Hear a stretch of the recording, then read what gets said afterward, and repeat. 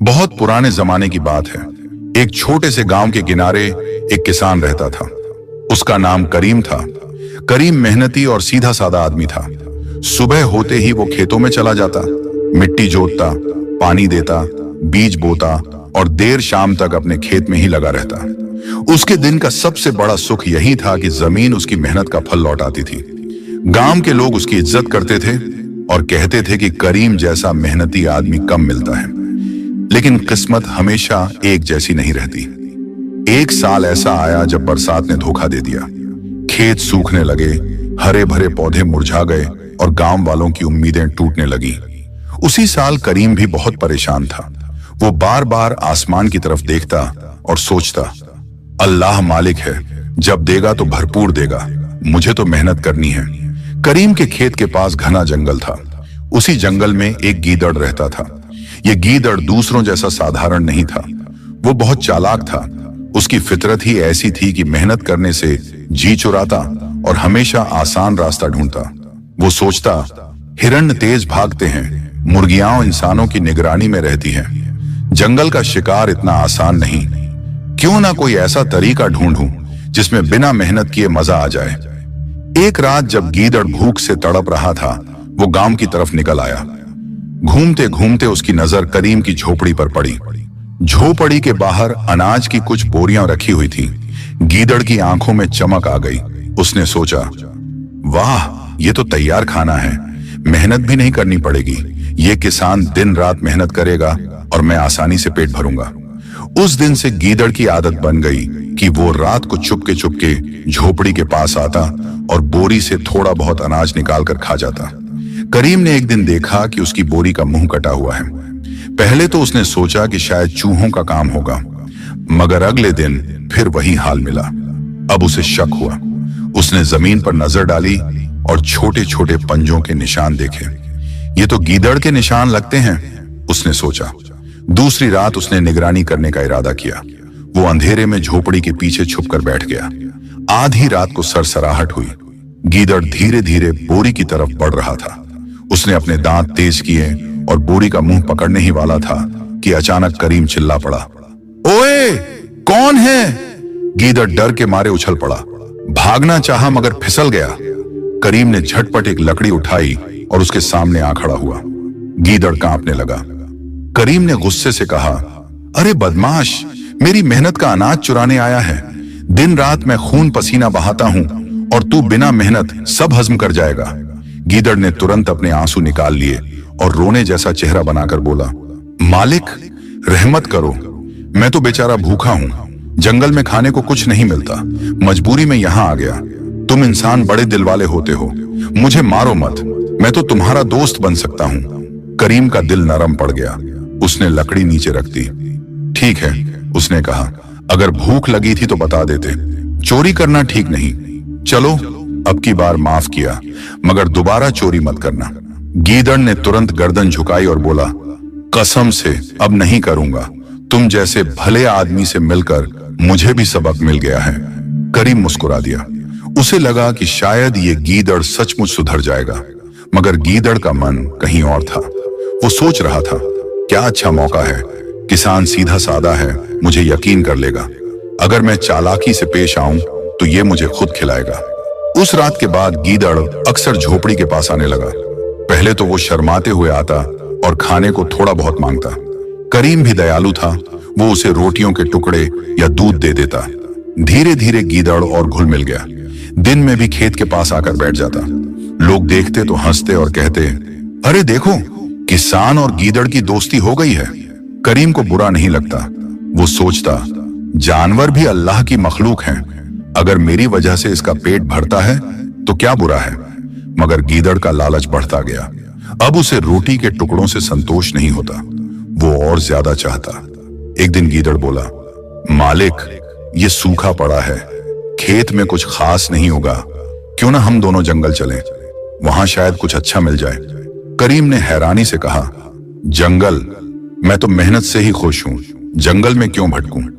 गीदड़ ने हंसते हुए कहा, अरे मालिक, दुनिया मेहनत से नहीं, चालाकी से चलती है। जंगल में आसान शिकार है। तुम मेरे साथ चलोगे तो देखोगे कि कैसे बिना मेहनत सब मिल जाता है। करीम चुप हो गया। उसका दिल तो मानता नहीं था, मगर गीदड़ की मीठी बातों में असर था। कुछ दिनों बाद गीदड़ फिर समझाने लगा और आखिरकार करीम ने एक दिन हाँ कर दी। जंगल में जाते ही गीदड़ ने शिकार के तरीके दिखाए। वो छोटा सा जानवर पकड़ता और बड़ी चतुराई से कहता, देखो मालिक, मेहनत करने से अच्छा है चालाकी से पेट भरो। करीम ने देखा कि यह तरीका आसान है, मगर उसका दिल अब भी भारी था।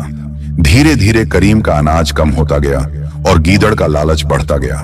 अब गीदड़ चाहता था कि किसान उसके लिए ज्यादा मेहनत करे। वो कहता, तुम बोरी में अनाज भरो, मैं देखूंगा कहां छुपाना है। किसान हैरान होता, मगर फिर सोचता, दोस्ती निभानी चाहिए।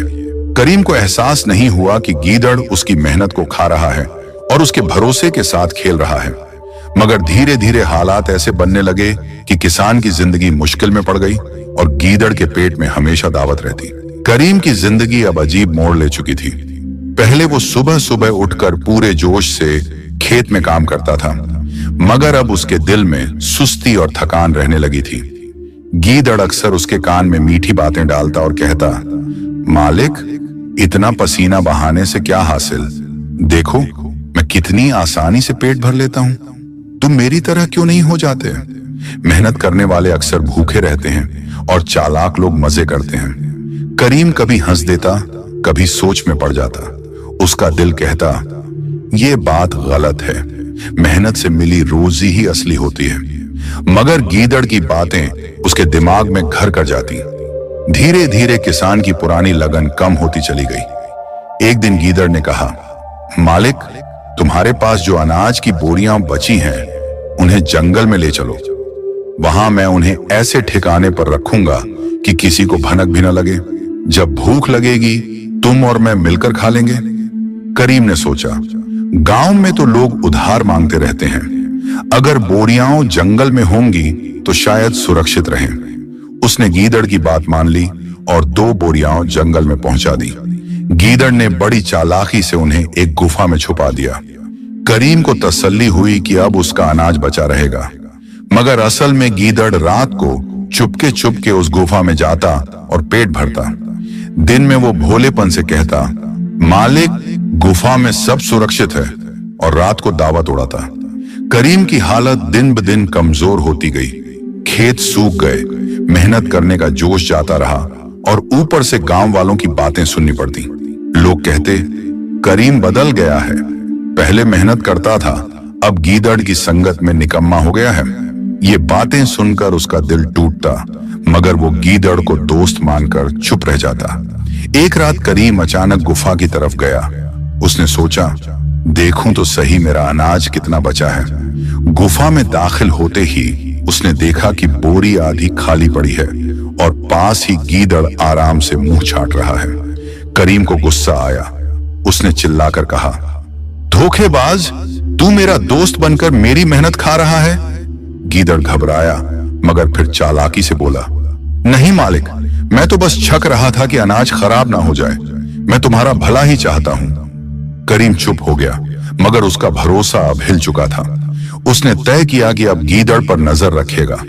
कुछ दिनों बाद गांव में एक बड़ा मेला लगा। लोग अपने सामान बेचने और खरीदने गए। करीम भी सोचा कि बचे खुचे अनाज को बेचकर कुछ पैसा ले आए, मगर जैसे ही वो बोरी लेने गुफा पहुंचा, उसने देखा कि सारी बोरियां खाली थीं। गीदड़ मोटा और आलसी होकर वहीं पड़ा था। करीम की आंखों में आंसू आ गए। उसने सोचा, मैंने इस पर भरोसा किया, अपनी मेहनत इस पर न्यौछावर कर दी और ये सब कुछ हजम कर गया। उसने गुस्से में लकड़ी उठाई और गीदड़ की तरफ बढ़ा। गीदड़ समझ गया कि अब उसकी पोल खुल चुकी है।